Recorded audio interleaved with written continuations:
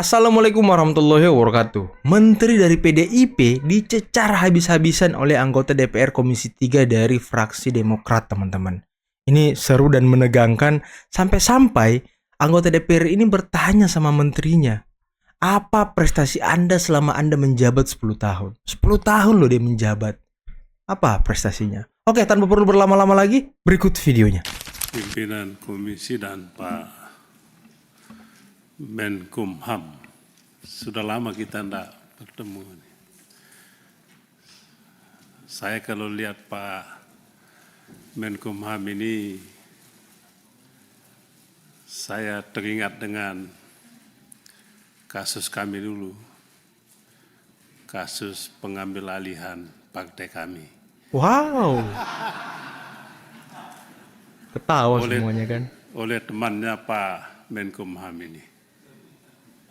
Trauma kita, Pak Ketua. Sampai saat ini Pak Ansa, susah hilangnya itu perasaan itu, Pak.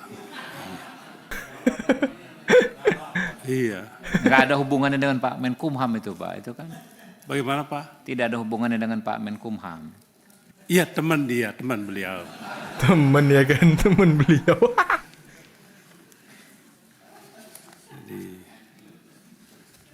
Sahabat beliau. Tapi perjuangan yang gagal.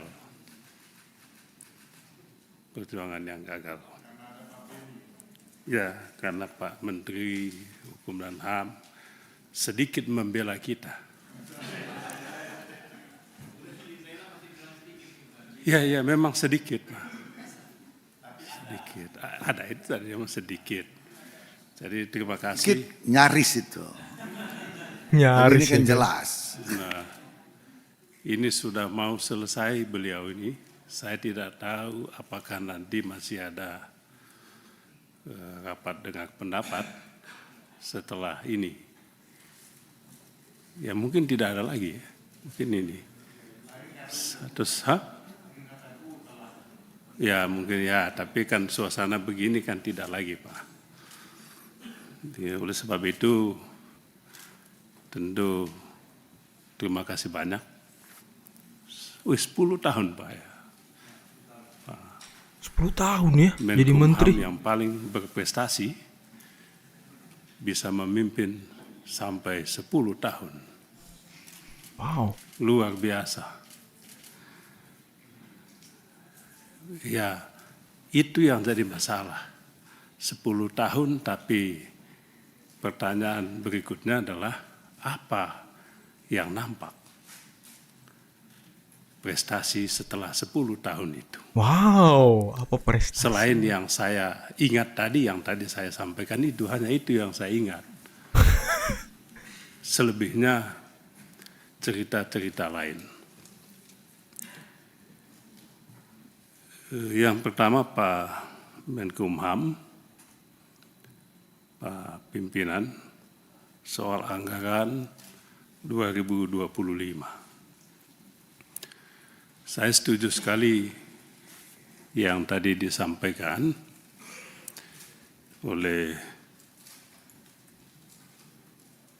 teman terdahulu bahwa mungkin tidak perlulah Pak Menkumham berimajinasi terlalu banyak untuk tahun 2025. Sebab imajinasi itu tidak lagi di tangan Bapak. Imajinasi itu ada di tangan Menkumham yang baru, di tangan Presiden yang baru, yang mungkin saya tidak tahu apakah akan melanjutkan atau tidak. Oleh sebab itu, anggaran yang kita setujui mungkin Pak Ketua yang standar saja. Apa yang dilakukan oleh Menkumham yang akan datang, kita serahkan kepada beliau untuk menyusun anggarannya, menyusun visinya, menyusun misi dan programnya. Kecuali kalau Pak Menkumham dititip untuk itu. Saya hanya takut tadi jangan-jangan Pak Menkumham ini lupa bahwa tahun ini adalah tahun terakhir. Iya. Sehingga sepertinya beliau, Pak Menkumham masih menjabat Menkumham untuk Seolah-olah ya kan. kabinet yang akan datang. Tapi siapa tahu, who knows, 15 tahun dong belum siapa menjabat. tahu. Kan begitu. Siapa tahu nanti Menkumham periode yang ketiga. Tidak ada yang tahu kan Pak. Tapi dari pola pengajuan tadi mengesankan seolah-olah Pak Menkumham ini sudah tahu bahwa Menkumham akan datang juga. Waduh. Bapak yang menjabatnya. Sebab kalau tidak tentu dia berhenti untuk yang lalu saja. Yang akan datang serahkan kepada Menkumham yang baru. Yang kedua, saya beberapa kali mengunjungi lapas dan rutan. Cerita tentang rutan, cerita dulu kita Pak ya.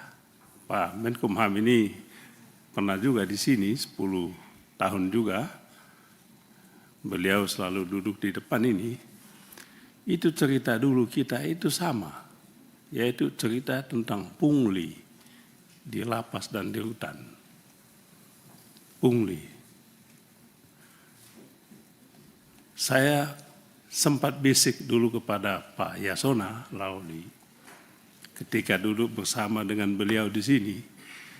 Pada waktu itu Menkumhamnya adalah Pak Andi Matalata. Saya bisik kepada beliau, kepada Pak Menkumham ini, Pak Yasona, kalau Bapak nanti jadi Menkumham, tertibkanlah lapas dan rutan ini. Jangan ada pungli. Tuhan Maha Baik, doa saya terkabulkan. Bapak jadi Menkumham 10 tahun. Tetapi selama Bapak 10 tahun itu bertumbuh subur pungli di lapas dan rutan itu. Wow. Saya tidak tahu apa masalahnya. Transaksi narkotika juga terjadi di lapas dan mungkin di rutan. Saya pernah menyampaikan di sini, menanyakan bagaimana bisa ini terjadi. Transaksi. Jadi memang praktek suap menyuap di rutan dan lapas itu sudah menjadi budaya yang saya tidak tahu apakah ke depannya bisa kita hentikan atau tidak. Ini pungli di rutan. Termasuk di kampung saya Pak Ketua, di Kupang, rutan kelas 2B, lapas itu praktek pungli ini. Yang agak aneh, sudah dilaporkan ke Kanwil Hukum dan HAM-nya, tapi juga sepertinya Nggak diproses. dianggap angin lalu. Maka saya teringat tadi Bapak Ansa bicara agak tajam soal mutasi, promosi, demosi. Di internal Kemenkumham itu tidak berlaku. Ada pejabat struktural yang bisa di setiap saat diberhentikan menjadi pejabat fungsional tanpa penjelasan. Begitu juga sebaliknya. Malah yang lebih jelek lagi, yang bermasalah malah dipromosikan. Wow, luar biasa. Ke jabatan-jabatan struktural. Lalu saya baca-baca yang Bapak tadi sampaikan ini, apa ini? Indah di atas kertas, sukses di atas kertas, tapi di lapangan sebetulnya tidak. Saya melihat baju putih yang Bapak, tapi Pak Menkumham saya senang tidak pakai baju putih. Yang lain-lain ini pakai baju putih. Itu kan menunjukkan jiwa bapak ibu-ibu ini seputih baju yang bapak ibu pakai. Tapi nyatanya kosong. Hitam. Hitam. Jiwanya. Wow. Putih baju. Membalut yang aneh-aneh tadi dengan baju putih. Jadi menyedihkan, Pak. Jadi praktek pungli, promosi, demosi, mutasi. Ada yang jadi PLT sekian lama tidak ada penjelasan. PLT bertahun-tahun malah dulu. Apa sebetulnya itu? Perlu juga Bapak kasih tahu kami, Pak Menkumham, kenapa ada PLT yang begitu lama? Sebab siapa tahu nanti Dr. Adis atau Dr. Abdurrahman menjadi Menkumham. Semoga tidak mengulangi yang Bapak alami itu. Atau Bapak Ansa jadi penasihat Menkumham atau jadi Menkumham. Jadi penting juga itu disampaikan. Jadi Pak Ansa mengingatkan menjelang, orang bilang ya lemdak, apa menjelang posisi ya injury time lah ya banyaklah macam-macam. Saya yakin Pak Menkumham tidak tahu apa yang tadi disampaikan oleh Bapak Ansa. Saya yakin sekali Pak Menkumham tidak tahu. Wah, kalau nggak tahu bahaya sih. Atau mungkin tahu tapi udah sibuk-sibuk yang lain ya pura-pura nggak tahu. Bisa jadi. Atau mungkin Pak Menkumham mengatakan, ya saya kan sudah mau berakhir tinggal 2 bulan lagi ya. Apa yang kalian lakukan saya tutup mata. Bisa juga. Kita tidak tahu. Tapi saya ingin tahu apakah yang disampaikan oleh Pak Ansa tadi betul atau tidak. Kalau itu betul, ini sebuah tamparan untuk Menkumham di saat Bapak mau turun dengan indah sebetulnya. Tapi dengan peristiwa ini bukan hanya memilukan, tetapi memalukan. Sayang Pak Menkumham. 10 Pak tahun loh. Menkumham sudah punya prestasi 10 tahun. Hanya karena soal kecil ini rusak reputasi Bapak. Tapi saya tanya betul nggak itu Pak? Jangan sebar hoax, bahaya. Apalagi kalau fitnah. Pak Ansa. Karena ini disampaikan di depan umum ini Pak. Pak Menkumham, tolong jelaskan itu betul tidak ini. Dan saya minta Pak Ansa, jangan tutup-tutup, buka siapa itu. Di sini jangan kita bikin teka-teki, susah kita nanti. Teka-teki ya kan. Jadi itu yang soal soal mutasi, merit system, Pak Menkumham selalu bicara tentang merit system. Kita dukung sepenuhnya, Pak. Promosi, mutasi, demosi, karena prestasi. Tapi memang jadi masalah, Pak Menkumham. Ketika kita ngomong soal promosi dulu, tiba-tiba Pak Menkumham angkat dirjen dari instansi lain. Lalu teman-teman di Kemenkumham ini kemana nanti? Tiba-tiba mohon maaf jenderal polisi lah, ya jaksa lah, Waduh. tanpa mengurangi rasa hormat saya kepada saudara Jampidum. Menjadi pertanyaan, Pak, apa ini? Iya sih, macam nggak ada yang bisa Apa nggak ada yang ini kan. baik tuh di dalam? Iya. Ya, karena ada kan. Kanwil, apalagi ini sampai puncaknya. Tiba-tiba diambil dari tempat lain, masuk ke dalam. Iya, banyak lah yang sakit hati ya kan. Yang sebetulnya juga perlu dievaluasi Pak Menkumham. Ada lagi yang dulu saya nggak tahu apa, ada pengusaha yang tiba-tiba jadi dirjen imigrasi, ada nggak itu? Waduh, lebih parah lagi. Oh, dong, nggak ngerti. Tiba-tiba jadi dirjen imigrasi. Urusannya besi tua. Apa Krakatau Steel ya kan? Yang dulu korupsinya ndak ketulungan. Tiba-tiba jadi dirjen imigrasi, lalu orang nanya, loh apa ya ini? Pak Menteri. Ini sedikit yang saya buka dari sekian banyak masalah.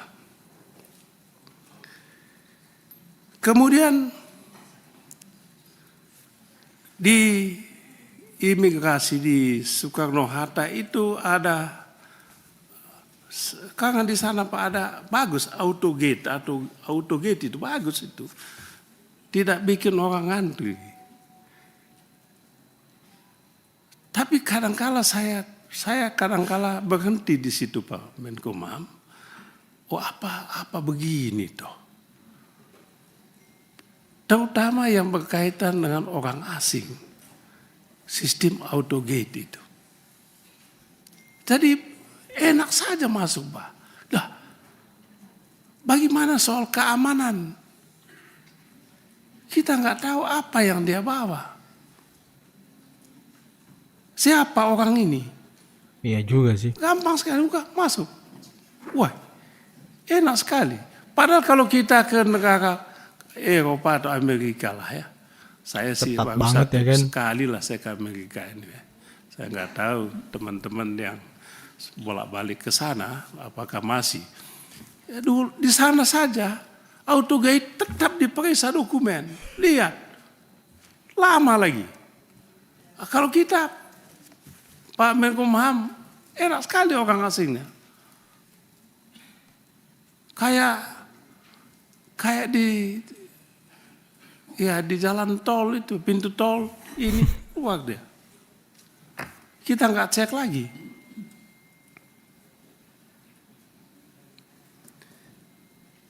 Kemudian soal, saya senang Pak Menkumham menceritakan soal hal yang menurut saya sangat penting, tapi tidak pernah disinggung dan dibahas tuntas, soal basan apa? Barang sitaan dan barang jaminan, rubasan. Ya? Rubasan, Pak. Ya basan tuh. Rubasan ya rumahnya.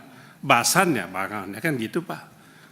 Rubasan itu rumah tempat menyimpan barang rampasan, barang sitaan, kan begitu dia. Apa laporan di sini? Tapi mohon maaf Pak Menkumham, kita ingin tahu sebetulnya apa saja itu. Di sini disebut, tapi ya misalnya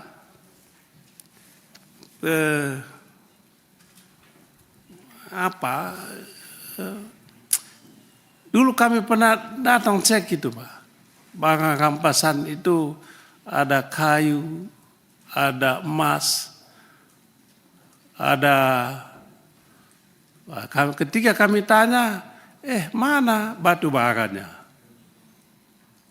Mana nikelnya? Tidak ada itu, Pak. Alasannya ya tidak ada tempat untuk simpan. Ya tidak ada tempat untuk simpan, ya hilang. Apakah dihilangkan atau dijual ya kita tidak tahu. Dijual, wah. Tapi Pak Menkumham menyinggung ini sangat bagus menurut saya. Sayang Pak Menkumham tidak cek ini, yang nyusun ini, supaya laporannya lebih tuntas lah. Jangan asal ya kayak bikin karya anak kelas 3 SMA ini. Coba Pak Menkumham tanya berapa barangnya apa saja, dan berapa nilainya, taruhnya di mana. Akan lebih bagus bentuk akuntabilitas Pak Menkumham terhadap barang rampasan dan barang sitaan ini. Nah, di sini sudah ditulis. Lalu disebut juga basan di luar huruf basan. Nah, itu juga kita ingin tahu apa saja. Dan kalau ada di luar huruf basan itu, di mana itu? Di kejaksaan kah? Di kepolisian kah? Supaya besok kita tanya. Dengan jaksa agung kita tanya, Pak Menkumham bilang ada di instansi kalian simpan ini, apa yang disimpan di sana? Adakah tanah yang dirampas? Adakah aset saham yang dirampas? Ya kan? Ada juga bilang duitnya dirampas, cemana duitnya? Kalau bisa Pak Ketua, mumpung belum berakhir ini, kalau bisa kita cek langsung. Masih ada enggak apa yang ditulis di sini? Sebab saya takut hanya ada di dalam tulisan. Iya. Barangnya udah dijual. Kalau Pak ya, kan? Menteri mau, kasih kami waktu untuk cek. Untuk bentuk pertanggungjawaban Bapak terhadap apa yang ditulis dan dilaporkan oleh anak buah Bapak ini. Betul enggak ada ini? Kita cek. Saya sendiri punya data tentang basan ini. Duit juga dulu. Ada juga di kejaksaan dulu yang kemudian tidak jelas duitnya kemana. Ya Pak Asep tahu lah, mudah-mudahan Bapak nanti bisa lacak itu. Nah, teman-teman, itulah tadi bagaimana menteri dari PDIP yang menjabat 10 tahun, teman-teman. 10 tahun, tapi ternyata pungli makin marak, transaksi narkoba juga makin marak. Jadi prestasinya apa gitu? Di atas kertas katanya bagus, tapi di lapangan ya bisa kita lihat sendiri tadi. Komisi 3 bagaimana menjabarkan kondisi di lapangan yang carut marut dan makin banyak pungli. Ada juga tentang demosi, mutasi dan segala macam yang tidak sesuai dengan prosedur mungkin ya. Wah, ini luar biasa sih teman-teman. Oke, mungkin cukup sekian dulu video kali ini. Jangan lupa like, subscribe, dan share videonya. Akhir kata, bila taufiq wal hidayah. Wassalamualaikum warahmatullahi wabarakatuh. Bye-bye.